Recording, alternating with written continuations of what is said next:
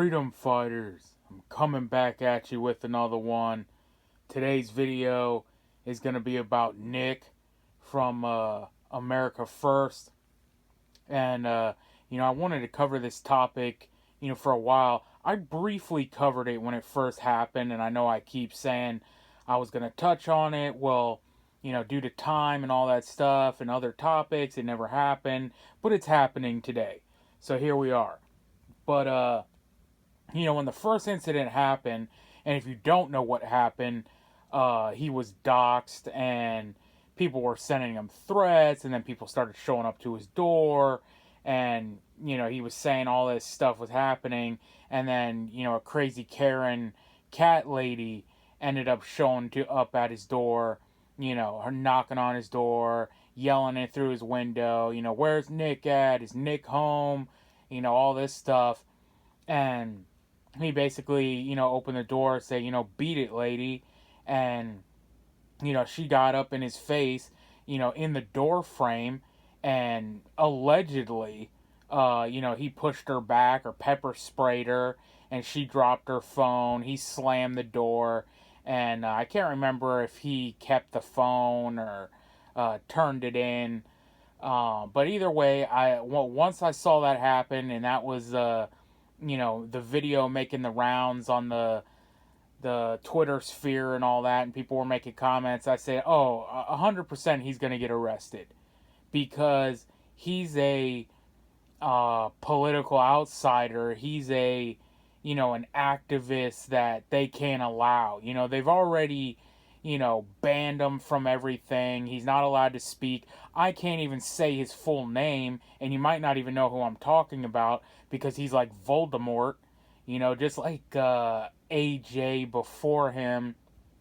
You're not allowed to talk about these people, or else, you'll get even further censored than we already are.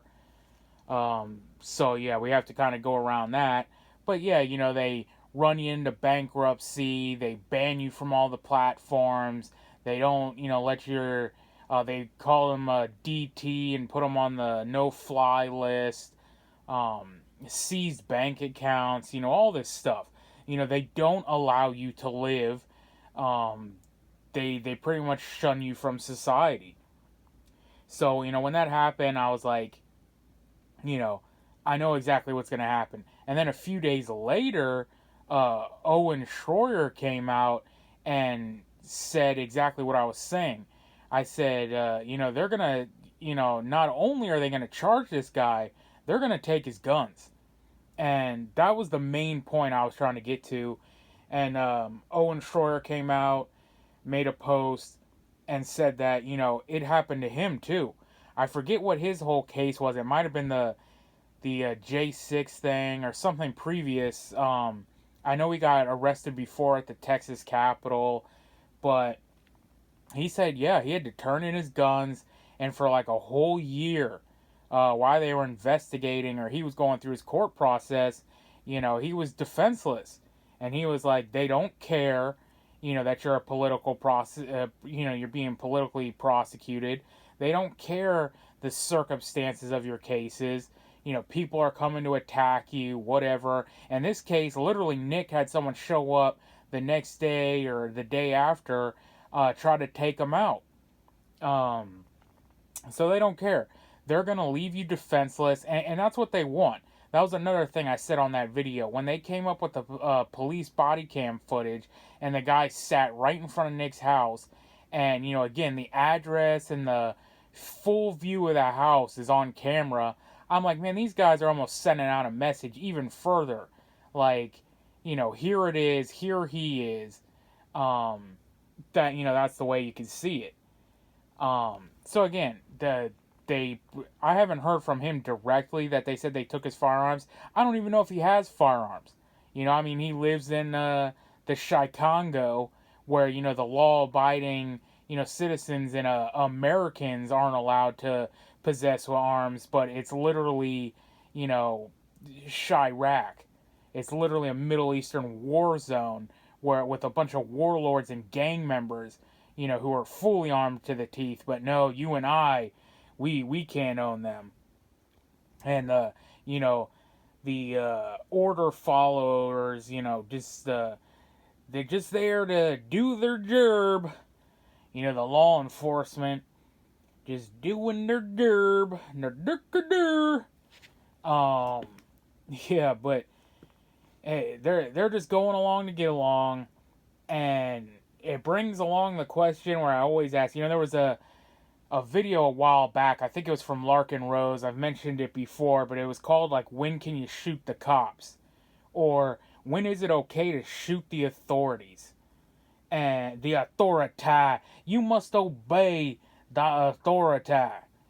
But yeah, I mean, this begs the question, man. And all these people who are like, again, the 1776 crowd, all the patriots, the come and take it. They will. They will absolutely come and take it. They will leave you defenseless. People they refuse to believe it happens.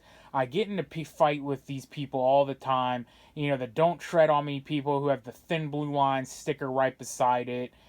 All the Trump publicans who are like, we back the blue and thin blue line, but then and in the same breath they're like defund the FBI and they believe in political prosecutions and now he's a felon, he can't own firearms, but they're too blinded to see how it can be applied, to them, or their children or family members, whatever. But I wonder what Trump thinks about this, but I know what he thinks about it because that's one of the reasons I couldn't support him, because of his he wanted the blanket immunity for police. And I had a video idea which is probably coming up on Friday. It might be Monday, I don't know, but stay tuned for that one. As always, like, share, subscribe. That's going to be a good video, and maybe we'll discuss what Trump thinks on gun control, and when are you allowed to shoot the authorities? When do the cops become cross that line of heroes and protecting and serving, and when do they cross that line into tyrants? And when is it okay to deal with them? Deal with a tyrant. We'll talk about that later, but and I've been watching this guy's documentaries for a while. I don't even know the channel's name, but it's like whenever I'm watching a video and it goes off and I'm just like doing something around the house or browsing something on my phone, the algorithm, I guess, pushes this guy's content, but either his videos pop up or like a Bloomberg or Forbes video clip of the politician quote of the day where they sit there and bark at each other, oh, Kennedy berates Schumer, or Ted Cruz, destroys Adam Schiff in congressional hearing, which never leads to nothing, and they never do anything about anything. It's all just these little clips that lead to nothing. Worthless blabber. That's all it is. And then these documentaries pop up, which have actually been pretty good. But the point I was getting to was, I forget his name, but he did this one video. It was called like Humboldt County or the California you don't know, Humboldt or something. And they're following this guy around who, is on this farm and he's out in the country. And they're like, this is the part of California you don't know. Well, then lo and behold, you find out this dude's a felon. He said he did 5 years in prison for having some plants, in Humboldt County. Imagine that.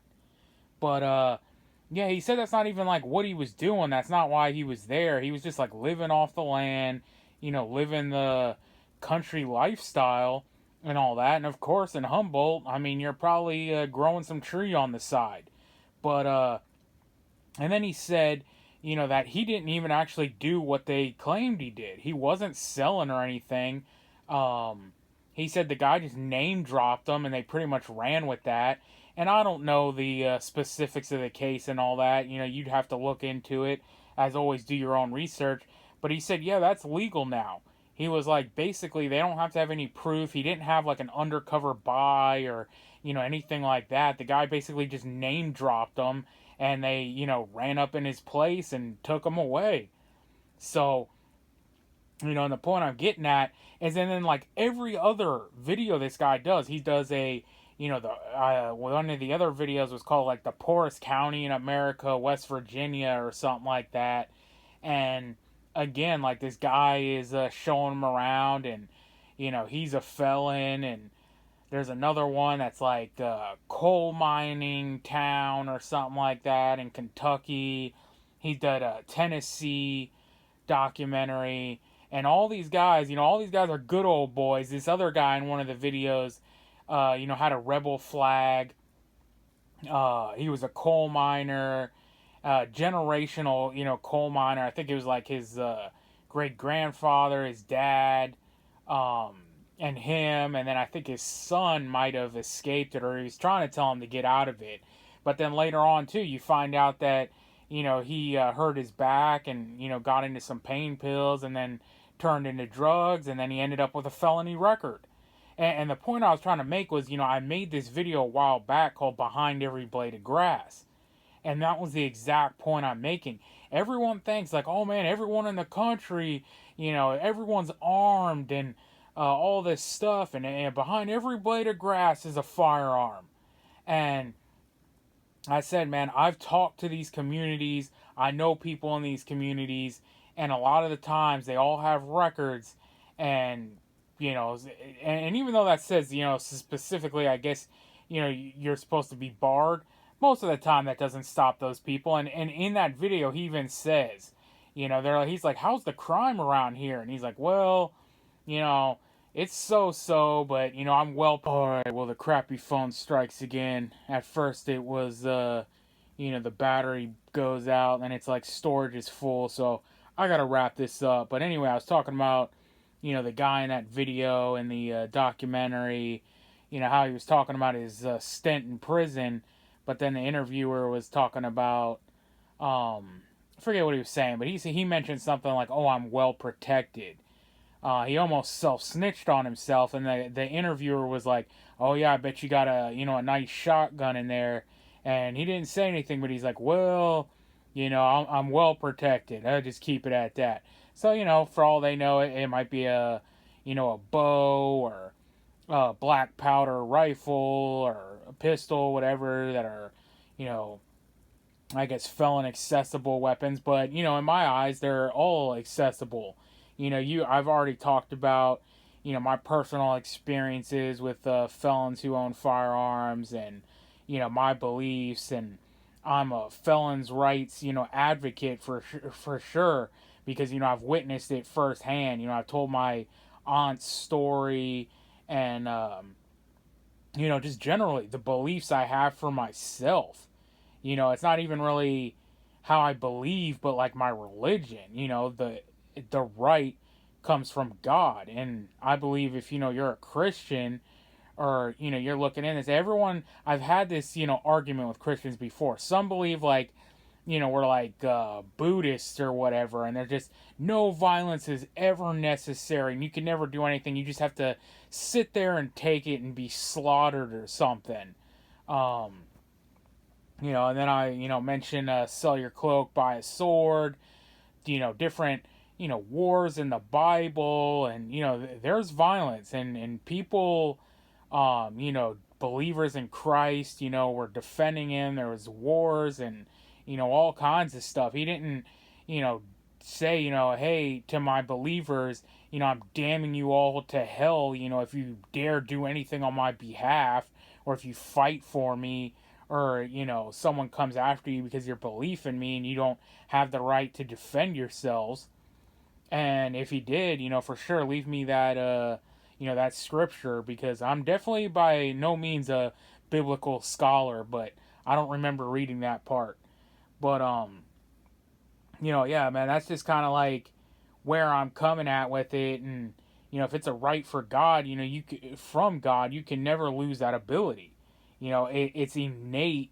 It's something you were born with. You had it the moment you were born. and it can't be taken away. And I've had discussions with people all the time, debates on stuff, and I have my own conflicting views, and I've realized that. You know, like chomos and stuff. I've talked about them, and real bad people. I can somewhat see why you don't want them to have firearms, and real bad people. Offenders or people. They're Jack the Ripper. Serial killers and stuff like that. But the reality is, they have the right because you didn't give them the right. They always had the right to bear arms.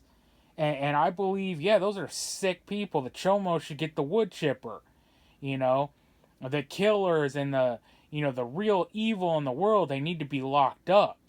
But if society agrees upon their release and they go free, that's exactly what they are. They're free. And they always have the God-given right. And I have a bumper sticker that says, like, your feelings don't, or my rights don't end where your feelings begin, or something like that. So yeah, I have personal, feelings and opinions that, hey, that person, probably not a good idea. They shouldn't own firearms. But then I fall back to, the reality is like, well, if I can take it away or say that, he shouldn't own firearms, well, then it's not a right. It didn't come from God. It was granted by man, and man took it away. And that's what can't happen. And this is, I guess, my long-winded rant on the whole process of what happened to Nick. And I kind of went a whole bunch of different ways, but that's usually how it goes. But let me know what you think, man. Basically, about the whole situation. And the constant tyranny and the gun confiscation that happens every day here in America. And this, in this country. But we're definitely going to pick this conversation up at another time. Until the next one, man, you know what it is. We are on our own. Nobody's coming to save us. So get right with God, because only God can save you. Freedom Fighters out.